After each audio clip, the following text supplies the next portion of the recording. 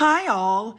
Everything in my video is pulled from the public domain, and I am using them under the Fair Use, Fair Dealings guidelines. Everything I say is my own opinion. You should look into this information for yourselves, but I'm pretty sure I'm right. We're going to start off this morning with a picture that was sent to me by one of my followers. She did not give me permission to use her name, so I'm not. But apparently it took the photographer 10 years to do this. What do you guys think of that? That's pretty cool. I don't think he colored the photos. He took the photos at different stages, like the red moon, the blue moon. You know, we've seen those, the orange moon. That's no wonder it took him 10 years. Pretty cool.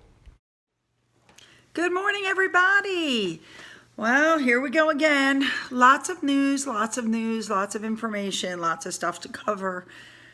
I mean, every time I think, you know what? There's not going to be any news tomorrow. I'm going to take a day off because there's just not going to be any news. There's news. Crazy. All right. I've got a little bit of information for you on snacks, and I have the animals today as well. So hang in there and let's get going. This picture that you're looking at above is exactly what I saw when I was dropping my son at college. I'm not kidding. I looked at him and that's what I saw. All right. Next up, snacks. Okay, I want to talk to you about snacks. Now, when I get hungry and I need a snack, again, low carb, low sugar, low calorie, but yet filling. So this is just something, again, I'm not advocating any specific products, but this is just something that I eat. It's called Joseph's Pita Bread. Now, one of these pitas is 90 calories. And then on top of that, I spread this. It's a tzatziki by Boar's Head, a tzatziki that's basically made with Greek yogurt. So you get 2 tablespoons of this on the pita bread. That's what I eat. And that's 30 calories. So for 120 calories, you can have a really filling snack. So we're going to start off this morning with confirmation that William and Catherine's Children in the Country is going to start soon, and that George, Charlotte, and Louis are going to be going to Lambrook School in September, which of course was why they moved to Adelaide College at Windsor in the first place. The official announcement was put out by Kensington Palace, letting everybody know that that's where the children will be. The school wrote a message saying they were delighted that they'll be joining them in September. They look forward to welcoming them to the school community. I think it's going to be a great thing for the kids, not to mention they can have a lot of privacy running around on the grounds. Fabulous. Next up, we have Omid again. Oh, Omid.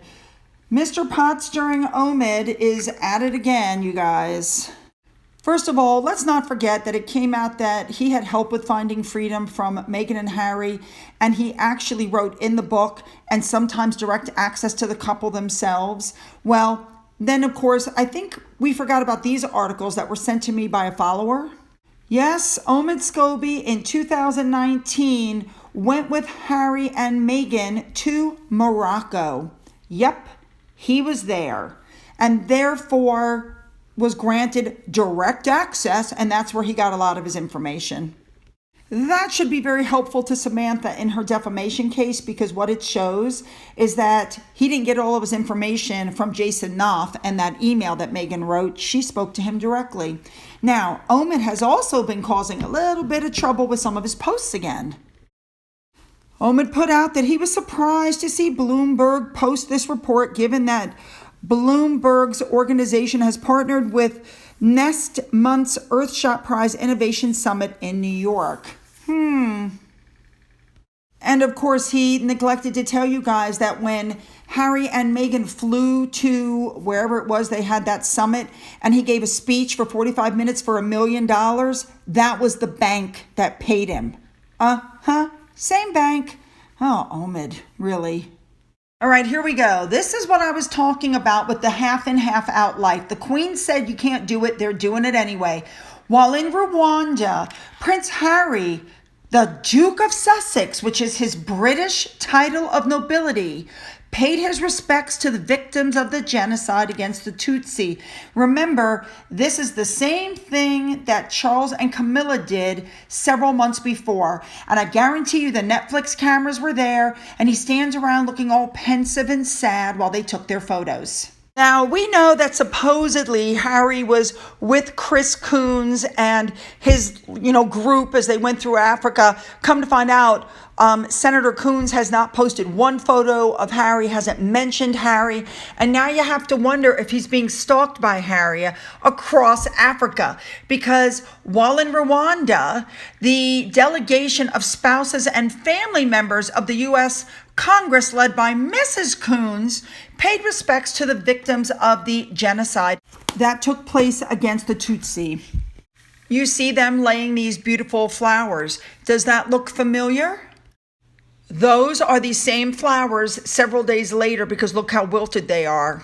Yep, he's traipsing along behind them. Now, the original photos with the family were done days earlier, so he's definitely traipsing behind them by a couple of days. Now, I agree with what Biblo put on Twitter, that the U.S. congressional delegation has nothing to do with any of that. I completely agree. They visited the memorial on the 19th, and Harry's memorial, I believe, was on the 22nd. So is Harry following them around? Well, I guess we'll find out soon enough, because when they left that area, they went and flew to Tunisia, where they were welcomed by the U.S. Embassy there. So let's see if Harry shows up there next. It'll be interesting to see if he's literally following them around. Now, another thing Harry did, because while he was there as president of African Parks, he made arrangements to meet the president. That was not done as a private person. That was done as Prince Harry, the Duke of Sussex. So yes, he's still pulling the half in, half out thing. And I'm sure the Netflix cameras caught it all. And with that, I have to agree with what Megan's Mole said. When Prince Charles visited Rwanda, I have trouble saying that, but when he visited, all the Sussex squad said that he was a racist colonizer. But when Harry used a genocide memorial for a photo op, the squad said, "Thank you for everything you've done for Africa." Right. All right, do you guys remember when I showed you this article about Harry and Meghan doing this summit? It's £1,000 a day, but people have to pay for 3 days plus hotel and everything. It's like $5,000-$6,000. Now keep in mind, we're still in the grip of COVID. The numbers are going back up. Half the world is still unemployed. People are trying to hang on to their homes, but they want you to come and meet them for this kind of cash. Well, let me tell you, the backlash has started. And people are commenting on it and saying, why would I spend £1,000 to listen to a bunch of preachy, hypocritical people? And it's, once again, I can almost guarantee you with 100% accuracy, 99.999%, that they're going to fly around on private jets. Listen, you guys, this is not about service. This is about self-service. This is about lining their pockets. This is about finances. That's what everything around them is about. We know this. All right, moving on. All right, here we go.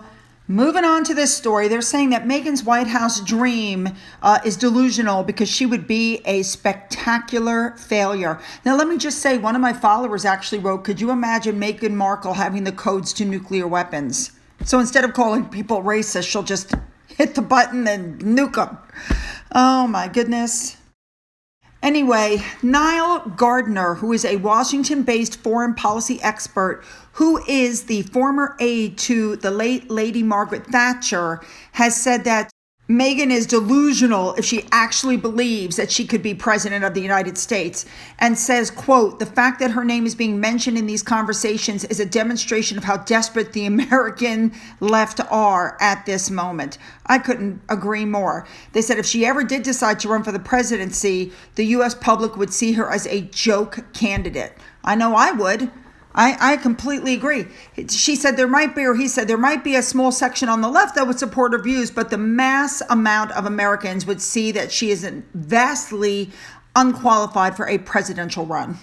Now, since Biden's approval rating is like bottoming out, they're saying that the Democrats are going to pick a female candidate to run next time. And Michelle Obama is ahead on the poll at 41%. And after her is, after Michelle Obama would be Meghan Markle. And even Meghan Markle is 10 points ahead of Vice President Kamala Harris. People don't even want Kamala Harris. But no, if I had to choose between her and Michelle Obama would absolutely get my vote. Ugh. All right, moving on. All right, moving on to this next story that came out. One of the royal commentators suggested that Harry and Meghan should capitalize on the fact that Tom Bower and Valentine Lowe's books are not yet widely available in the United States, and that since their reputations took a hit, they should hurry up and capitalize on what they can before it's too late. Unfortunately, most of us across the pond have gotten our hands on that book. Believe it or not, you guys, I am reading that book, but I had to put it down for a while because it was just like it was messing with my head, seriously. So I put it down. I haven't picked it up for a week or two, but I'm going to go back to it, I swear. All right, next up, Princess Anne was gloating. I mean, she did say from the get-go that she didn't think that this was the right life for Meghan, that it's a life of service. You help raise money for other people, not for yourself. And she said from the get-go that she did not think that it was going to be a good fit. And she was absolutely right. Absolutely. Gloat on, Anne. Gloat on. All right, here we go. Kate Middleton flew to Scotland with two of the children, and she flew economy. Now, is anybody surprised by that? I'm not. I'm really not. So somebody on board the plane got them on video after recognizing them, but I'm not going to show it because I think that might be a copyright infringement, so I'm just not going to. But the clips was captioned, on a flight to Scotland, Kate Middleton, both kids, nanny, and security, 2 rows in front of me, could get a private jet or helicopter, but keeping it simple, flying economy, added the user. She even got up halfway through the flight to get her daughter's iPad. And she said, yes, she was stunning. She even gave me a smile while looking back a row behind her to talk to her son. She even said that no one on board took any photos or videos because they realized she was just a mother taking her children on holiday to see their grandmother. Exactly. And for those saying that this is just a stunt because of what's going on with Harry and Meghan, look up at this article that you see above. Look at the date. That would be 2019. They went both ways, economy, to and from. This is not just a one-time stunt. They've done this multiple times. There you go. All right. I just want to say one more thing. I saw these on Twitter. These are some of the horrible, horrible headlines that Catherine had to endure for 9 years before she married William. And of course, after she married William, they continued. Pregnant Kate collapses. We can't afford another Diana. The one that really gets me is the one that says a plastic princess designed to breed. How disgusting. Kate flees the palace in tears. The queen humiliates Kate. This is the kind of stuff that Kate had to put up with for quite some time. So I'm going to say I completely agree with Jordan from Twitter, who said that Kate is a much stronger person than Meghan because for almost a decade, she endured the onslaught of the media hounding her, scrutinizing her. She never complained. She didn't sue. She didn't ask anyone to defend her. She didn't scream racism. She didn't scream misogyny. She didn't try and silence her critics. She did the don't explain, don't complain rule. She lived with it, and look where she is now. And therein, my friends, lies the difference.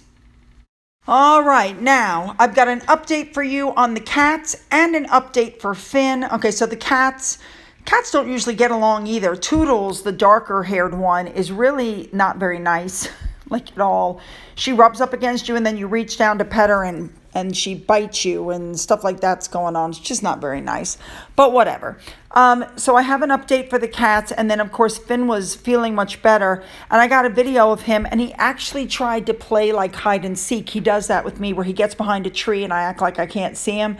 But in this case, this was the funniest thing. Okay, so just watch this. It's a miracle. Tigger and Toodles. Side by side sleeping. Oh, it's okay. Okay. Well, I shouldn't have done that because somebody else is jealous. Come on, Fin. You don't have to be jealous. You don't have to be jealous. You don't have to be jealous. Mommy loves you. It's okay. Go ahead, Finn. Go ahead, Finn. Yesterday he was running and yeah, I guess not today. Are you hiding behind the tree? Because I can see the head and the tail. All right, before we wrap this up, I want to say thank you to everybody for the suggestions of the Thunder shirt. And when it comes to July 4th, I'm sure that would help matters out. But this storm happened at like 2 o'clock in the morning and it was so loud it woke us up. And of course it woke up Finn and all hell went, obviously I can't put him to bed in a Thunder shirt with the thought there may be a storm in the middle of the night. Sometimes these things just come up. Now, when it comes to July 4th next year, I will see what I can do about getting him one of those shirts. So anyway, don't forget to leave your comments below because I'm looking for them, okay? Don't forget to hit that subscribe button. If you've already hit the button, double check, make sure you're still subscribed because people are still telling me that they've been unsubscribed and they don't know why. Don't forget you can follow me on Twitter, on Getter, on Rumble. You can email me. To those who have donated through my coffee fund and through the thanks button, thank you so much. And as always, you guys, have a great day.